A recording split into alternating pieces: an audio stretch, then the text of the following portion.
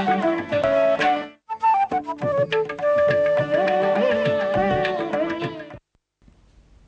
பூதனா சகடம் அர்ஜுனயோச்ச யுக்மம் பால்யோசிதான்யபர சேஷ்டித விஸ்புலிங்கே யஸ்யாலபந்த சலபத்வம் அஹோ நிகூடஹ சத்வம் பிரஜே வவிருதிஷே கில கம்சபீத்யா. கூறத்தாழ்வான் அதிமானுஷஸ்தவங்கிற அழகான ஒரு பிரபந்தத்திலே கம்சன் முடித்த அசுரர்கள் அனைவரை பற்றியும் தெரிவிக்கிறார். சா பூதனா, தன்னுடைய பாலிலே விஷத்தை ஊட்டி கொண்டு வந்த பேய்ச்சியான பூதனை. சகடம், கண்ணனுடைய திருவடித்தாமர்களாலே உதைத்து உடைக்கப்பட்ட சகடாசுரன். அர்ஜுனயோச்ச யுக்மம், 2 மரங்கள், அர்ஜுன மரங்கள். அதை தானே தன்னுடைய உலக்கை உருட்டி கொண்டு போய் பெருமான் உரலிலே கட்டப்பட்டிருந்தானே அந்த உரலோடு உருட்டி கொண்டு போய் நடுவிலே இடித்து 2 மரங்களையும் முறித்தான் எம்பெருமான். பூதனையை பாலுண்டு முடித்தான். சகடாசுரனை தன்னுடைய திருவடிகளாலே உதைத்து முடித்தான். அர்ஜுன மரங்களை முறித்தான். இப்படி எல்லாம் கண்ணன் பண்ணியிருக்காரே, இதுக்கெல்லாம் என்ன பரிசிரமப்பட்டிருப்பரா, கஷ்டப்பட்டிருப்பரா, சண்டை போட்டிருப்பரான்னா, பால்யோசிதான்யபர சேஷ்டித விஸ்புலிங்கே யஸ்யா லபந்த சலபத்வம் அஹோ நிகூடஹா. ஒரு விளக்கேற்றி வைத்தால் விட்டில் பூச்சியை விளக்கு வரவேற்காது. ஆனால் விளக்கெறிஞ்சின்னு இருந்தா விட்டில் பூச்சிகள் தன்னடையே விந்து விழுந்து உயிரை விட்டுடும். அதை போல பகவான் விளக்கைப் போலே ஆயர் குலத்தினில் தோன்றும் அணி விளக்கு.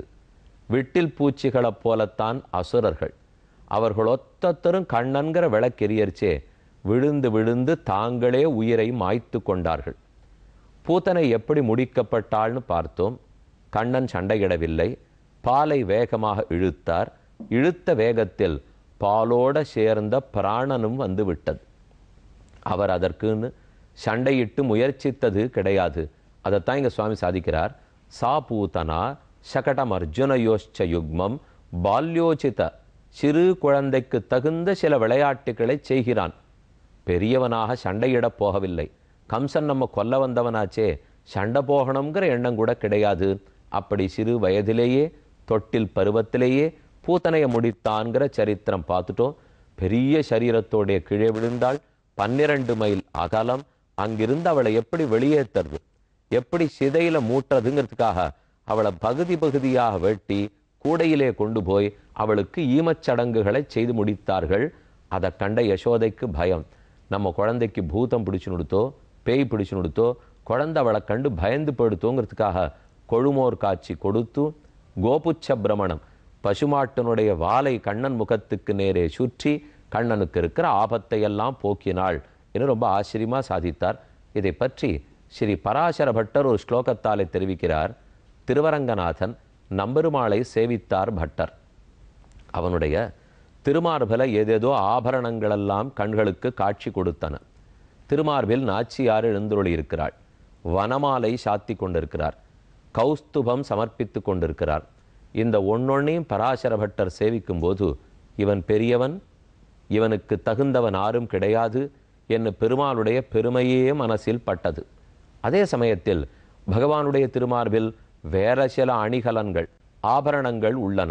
அச்சுத்தாலி, ஆமைத்தாலி, முளைத்தாலி என்று ஆமை முடி, புலிநகன், யானை முடி இவற்றையெல்லாம் வைத்து திருஷ்டி தோஷம் வந்துவிடக்கூடாதே, கண்ணச்சில் வந்துவிடக்கூடாதேங்கிறதுக்காக யசோதை ஒரு தாலிக்கொடி பண்ணி போட்டிருக்காளாம். ரக்ஷை, காப்பு, தாயத்துன்னு சொல்கிற மொழியோ அதை போல ஒன்று பெருமாள் திருமார்பில் பண்ணி போட்டிருக்கா. இப்போ பட்டர் 2 வகையான ஆபரணங்களை சேவிக்கிறார். ஒன்று நாச்சியார் மகாலட்சுமி, அதே போல கௌஸ்துபம், 5 நீலக்கற்கள் பொருந்திய நீலநாயக கல், இப்படி வனமாலை, இதெல்லாம் பெருமான் பெரியவன் பெரியவன்னு சொல்லும். அதே சமயத்தில் அவனை எளியவன் எப்படி தெரிந்து கொள்ள? அதற்கு ஒரே வழி பகவானுடைய திருமார்பில் அணிந்து கொண்டிருக்கும் அச்சுத்தாலி, ஆமைத்தாலி, முளைத்தாலி முதலான தாயத்து. அவனை எளியவன் அது எப்படி காட்டுறது தெரியுமா? ஒரு யசோதை கண்ணனுக்கு என்ன வந்துடுமோன்னு பயந்து தாயத்து பண்ணி போட்டிருப்பள்னா அப்போ அவர் சாமானிய மனுஷனாத்தான் இருக்கணும். பராத்பரனான தெய்வத்துக்கு போய் தாயத்து பண்ணி போடுவாளா? அவனை காப்பாற்றுறதுக்கு நாமே தானும் போய் வேண்டுவோமா? யசோதை செஞ்சிருக்காளோ இல்லையோ? இதை சேவித்த பட்டர் தெரிவிக்கிறார், வக்ஷஸ்தல்யாம் துளசி கமலா கௌஸ்துப பரேஷத்வம் பிரதயதி தராம் ததாஸ்தாம். தேவரியருடைய திருமார்பில் மகாலட்சுமியை சேவிக்கிறேன், நீர் பெரியவன்னு சொல்லும். கௌஸ்துபத்தை சேவிக்கிறேன், நீர் பெரியவன்னு சொல்லும். துளசியை சேவிக்கிறேன், நீதான் கடவுள்னு சொல்லும். இது இத்தனை எனக்கு வேண்டாம். உன்னை எதெல்லாம் பெரியவன் பெரியவன்னு சொல்றதோ அதை சேவிக்கிறதுல எனக்கு விருப்பம் இல்லை. உன்னை எளியவன்னு எது காட்டி கொடுக்குமோ அதை சேவிக்கிறதுல தான் அறிய எனக்கு விருப்பம். எது எளியவன்னு காட்டி கொடுக்கிறது? பரேஷத்துவம் பிரதைதி தராம் ததாஸ்தாம். மேலே சாதிக்கிறார், அச்சுத்தாலி பண்ணி போட்டிருக்காளே, ஆமைத்தாலி பண்ணி போட்டிருக்காளே, கூர்ம வியாக்ரி நகபரிமிலது பஞ்சஹேதி யசோதா, 5 பொருட்களை சேர்த்து, அதாவது ஆனை முடி, புலி நகம், ஆமையினுடைய நகம், இதெல்லாத்தையும் சேர்த்து ஒரு தாலி பண்ணி போட்டிருக்காளே. இங்கே நம்ம கேள்விப்பட்டிருக்குமா? பகவானுக்கு ஆபத்து, அவனை காப்பாற்ற வேண்டியது நம்ம பொறுப்பு, அதுக்காக தாயத்து பண்ணி போடுறோம். கேள்விப்பட்டது இல்லையோ? அவளை பொறுத்த வரைக்கும் அவன் தன்னுடைய குழந்தை. இதுதான் யசோதைக்கு எண்ணம், இதுதான் பெரியாழ்வாருக்கும் எண்ணம். நாம தான் அந்த குழந்தையை காப்பாற்றணும்னு நினைச்சிருந்தாலே தவிர அவர்களுக்கு ஒன்று அது தெய்வம், அந்த தெய்வம் நம்ம காக்கும், இந்த எண்ணமே அவர்களுக்கு கிடையாதாம். பூதனை முடிந்து போனாள். அப்ப பெருமாளை சேவிக்க போறச்செல்லாம் இனிமே நாம இதை ஞாபகம் வச்சுக்கணும். திருவரங்கநாதனுடைய திருமார்பில் எல்லாம் இருக்கு, தாயத்தும் இருக்கு. யசோதை பண்ணி போட்டதை இன்னைக்கும் பெருமாள் சாத்தின் இருக்கார். அவர் எளியவன் எளியவன்கிறது பரசாற்று. இனி அடுத்து 10வது ஸ்கந்தத்திலே 7வது அத்தியாயம் பார்க்க போறோம். இதுல தான் சகடாசுரனை முடித்தது. திருநாவர்த்தாசுரன் சுழற்காற்று வடிவத்திலே ஒருத்தன் வந்தான், அவனை முடித்தது. அதுக்கப்புறம் கண்ணன் கொட்டாவி விடுறதுக்காக வாயத் திறந்தார். அதுல 7 லோகத்தையும் யசோதை கண்டது. இந்த 3 சரித்திரத்திலையும் இதை பார்க்க போறோம். 7வது அத்தியாயம். பரீட்சித்து முதல்ல கேட்கிறான், ஏன ஏனாவதாரேண பகவான் ஹரிரீஸ்வரः கரோதி கர்ம ரம்யாணி கரணரம்யாணி மனோஜானிச்ச நஃப் பிரபோ. ஏன ஏன அவதாரேண, எந்தெந்த அவதாரத்தில் பகவான் என்னென்ன சேஷ்டிதங்களை பண்றாரோ அதெல்லாம் காதுக்கு அமுத ஊற்றாட்டம் இருக்கிறது. எத்தனை கேட்டாலும் திருப்தி ஏற்படலை. யச்ரிண்வதோ பைத்திய அதிவிதிருஷ்ணா சத்வஞ்ச சுத்தியத்யச்சிரேண பும்சஹ பக்திர்ஹரௌ தத் புருஷேச்ச சக்கியம் ததேவ ஹாரம் வத மன்யசே சேத். எந்த கதையை கேட்க கேட்க பெருமான் திருவடிகளில் பேரன்பு மிகுகிறதோ அந்த கதையை கேட்கறதுல எனக்கு எங்கேயானு திருப்தி ஏற்படுமா? பகவானுடைய கதையை நாம் ஒத்தொத்தரும் கேட்கணும். நீங்கள் இத்தனை நாளாக நிகழ்ச்சியெல்லாம் பார்த்துட்டு இருக்கீங்களோ இல்லையோ, நானும் கதையாக இங்கே இந்த புஸ்தகத்திலேருந்து சொல்லிட்டு தான் இருக்கேன், நீங்களும் கேட்டுட்டே தான் இருக்கீள்.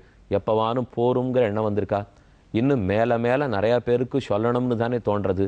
நாம் கேட்டுண்ட கண்ணனுடைய கதையை இன்னும் 4 பேருக்கு சொல்லணும்னு தோணலையா? எவ்வளவு ஆனந்தமாக இருக்குது. குடும்பத்தில் இருக்கிற கஷ்டங்கள்லாம் இந்த கதையை கேட்குற சமயத்திலேயானு மறந்து போய்டுறோமோ இல்லையோ? எப்போ பாகவதத்தை எடுத்து வச்சுக்கிறோமோ, ஆழ்வார் பாசுரத்தை வச்சுக்கிறோமோ, படிக்க படிக்க மற்றது நம்ம மனசில் இருக்காது. அழுக்கத்தனையும் களையப்படுகிறது.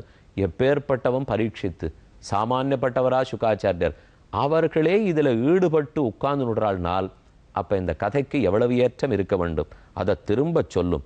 சுகர் சொல்றார், கதாச்சித் ஔத்தானிக கௌதுகாப்ளவே ஜன்மக்ஷயோகே சமவேத யோஷிதாம் வாதி வாதித்ர கீத த்விஜ மந்திர வாச்சகைஹி சகார சூனோர் அபிஷேச்சனம் சதி. கண்ணனுக்கு ஒரு நாள் மெதுவே குளிப்பாட்டி தொட்டிலே கிடத்தி இருக்கிறாள். பக்கத்தில் வாத்தியம் வாசிக்கிறது, நாதஸ்வரம் வாசிக்கிறா, மிருதங்கம் வாசிக்கிறா, வீணை வாசிக்கிறா, பெண்கள்லாம் நாட்டியம் ஆடின்னு இருக்கா. கண்ணன் பிறந்தான் பிறந்தான் எல்லாருக்கும் திருப்தி. தொட்டில் ஆடின்னு இருக்கு. நந்தஸ்ய பத்னி கிருதம் அஜ்ஜனாதிகம் விப்ரைஹி கிருத ஸ்வஸ்வயனம் சுபூச்சிதைஹி.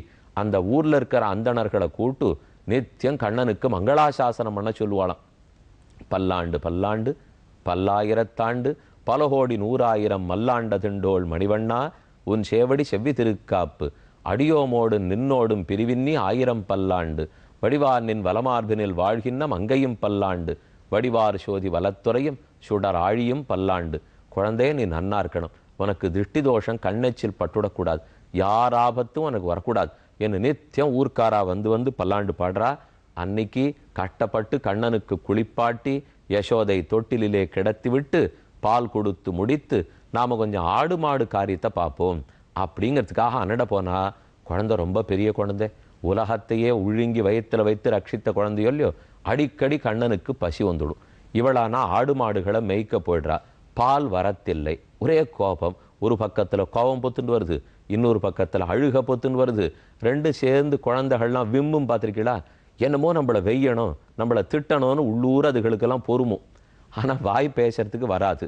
பொறுமல்லே இதழ்கள்லாம் துடித்து போய் நெற்றி வியர்த்து போய் புருவத்தை நெரிச்சிருந்து முகத்தை நெளிச்சிருந்து அழ ஆரம்பிக்கும் இல்லையோ, அதை போல கண்ணன் அழ ஆரம்பித்தார்.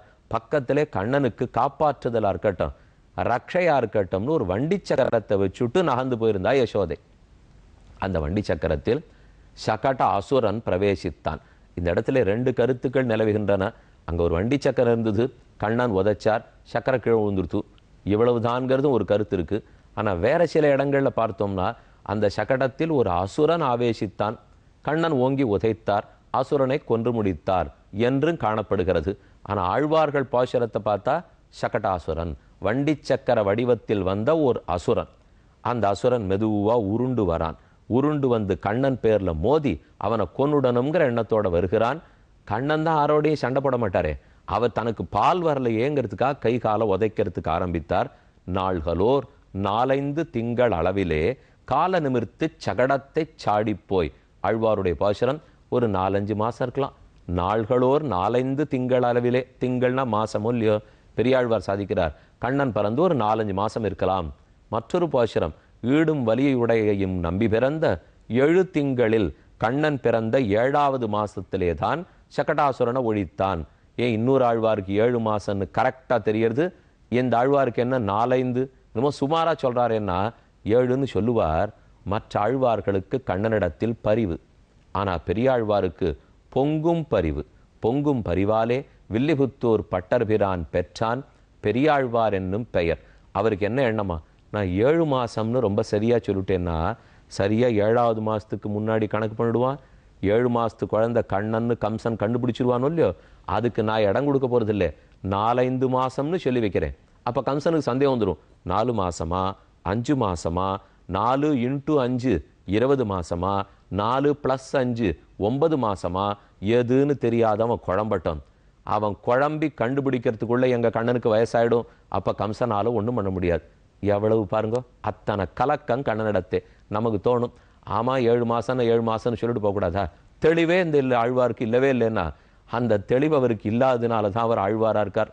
அந்த விஷயத்துல நாம ரொம்ப தெளிவா இருக்கோம் இல்லையோ, 7ன்னா 7, 4ன்னா 4ன்னா அது நம்ம விஷயத்துல பேசிக்கலாம். ஆனா கண்ணன் சிறு குழந்தை தெய்வம், நம்மால் காக்கப்பட வேண்டியவன்னு தெரிந்தால் அப்ப கலங்கித்தானே பாட வேண்டும். கண்ணன் இப்படி அப்படி கைகால உதைச்சார்.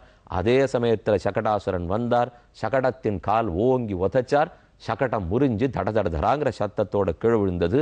பெய்யும் பூங்குழல் பெய்மலை உண்ட பிள்ளை தேற்றமும் பேர்ந்தோ சாடிரச் செய்ய பாதம் ஒன்னால் செய்தனின் சிறுச்சேவகமும். 5ஆம் 10ஆம் திருவாய்மொழி. நம்மாழ்வார் கண்ணனுடைய சேட்டு அனைத்தையும் அந்த 10 பாசுரத்தில் பாடியிருக்கார். அதுல தெரிவிக்கிறார், பெய்யும் பூங்குழல் பெய்முலையுண்ட பிள்ளை தேற்றமும் சிறு குழந்தைக்கு தகுந்தா போலே பேய்ச்சி பால் குடித்தான் ஒழித்தான். பேர்ந்தோர் சாடிரச் செய்ய பாதமொன்னால் செய்தனின் சிறு சேவகமும். தன் திருவடியை நிமிர்த்து ஓங்கி ஒரு ஒத விட்டு சகடாசுரனை ஒழிச்சுட்டானோ இல்லையோ, அதை இங்க தெரிவிக்கிறார். சகடம் முடிந்தது. திருஷ்டுவா யசோதா பிரமுகா விரஜஸ்திரிய ஔத்தானிகே கர்மணி யாசமாகதாக நந்தாதயச்ச அத்புத தரிசனாகுலாக கதம் ஸ்வயம் வை சகடம் விபர்யகாது. இவ்வளவு பெரிய சகடம் எப்படி கீழ் விழுந்தது? அதுல அசுர முகம் வேற இருக்கே. நம்ம கண்ணனா இந்த சகடத்தை ஓங்கி உதச்சு விட்டார். கள்ளச் சகடம் கலக்கழிய காலோச்சினான் எம்பெருமான். தளர்ந்தும் முறிந்தும் சகட வசுரனை சாடிரச் செற்றான். ஆழ்வார் பாசுரத்தில் சாதிக்கிறார், திருக்காலாண்ட பெருமானே என்னும் ஊர்ந்த சகடம் உதைத்த பாதத்தன்னும் பாசுரம். ஆண்டாளே, அன்னி உலகமளந்தாய் அடிபோத்தி சென்னங்கு தென்னிலங்கு செத்தாய் திரள் போற்றி பொன்னச் சகடமுதைத்தாய் புகழ் போற்றி. ஆழ்வார்களுக்கெல்லாம் என்ன ஆச்சரியம் தெரியுமா? எங்களுக்கு ஆபத்து வந்தா உன் திருவடிகளால காப்பாய் ரட்சிக்கிறாய் என்று புரிஞ்சு வச்சிருந்தோம். இப்ப என்ன உண்மை தெரிஞ்சு தெரியுமோ? உனக்கே ஒரு ஆபத்து வந்தாலும் அதே திருவடிகளால தான் உன்னை காத்து கொள்ளுவாய் போலும். ஓருடையும் சாடுதைத்த ஒன்மலர் சேவடியும் ஈரடியும் காணலாம். சகடாசுரனை முறித்தது ஒரு திருவடி, உலகத்தையெல்லாம் தாவி அளந்ததும் அதே திருவடிகள் தானே. அந்த திருவடியே நமக்கு ஒரே புகழ். ஆக சகடாசுர பங்கம் ஆயிடுத்து. கண்ணனுக்கு ஒரே பசி. அசுரன் கீழே விழுந்திருக்கார். ஓடி வந்தா யசோதை. பார்த்து பயந்தே போயிட்டாலாம் எல்லாரும். இது என்ன இவ்வளவு பெரிய அசுரனை கொன்னுட்டு கண்ணன் இந்த மாதிரி கிடக்கிறாரே, என் ஆச்சோன்னு எடுத்து வைத்து கொண்டு பால் கொடுத்தாள். கண்ணனுக்கோ தொட்டில்ல கிடக்கிறது பிடிக்காது. எப்பேற்பட்ட அனந்தன் ஆதிசேஷ படுக்கையில படுத்துட்டு இருக்காரே தவிர அந்தமற்ற எம்பெருமானை ஒரு 4 அடி 6 அடி தொட்டிலுக்குள்ள படுக்க வச்சுடணும்னு அவருக்கு பிடிக்குமா? தொட்டில்ல கண்ணனை சேர்த்தாச்சு, அவருக்கோ அது பிடிக்காதான். கைகால உதைக்கிறார். ஆழ்வார் பாசுரத்தில் கிடக்கில் தொட்டில் கிழிய உதைத்திடும், உடுக்கி புல்கில் உதரத்தே பாய்ந்திடும், மருங்க எடுக்கில் உதரத்தே பாய்ந்திடும், உடுக்கி புல்கில் உதரத்தே பாய்ந்திடும், மிடுக்கிலாமையால் நான் மெலிந்தேன் நங்காய்னு பாசுரம். கண்ணன் தொட்டில் இருக்கார், ஏனோ அவருக்கு பிடிக்காது. ஓங்கி ஓங்கி தொட்டில உதைக்கிறார். என்ன ஆச்சு? தொட்டில் தாங்கித்தான். திருநாவர்த்தன் எங்கேந்து வந்தான்கிறதை காத்திருந்து பார்ப்போம்.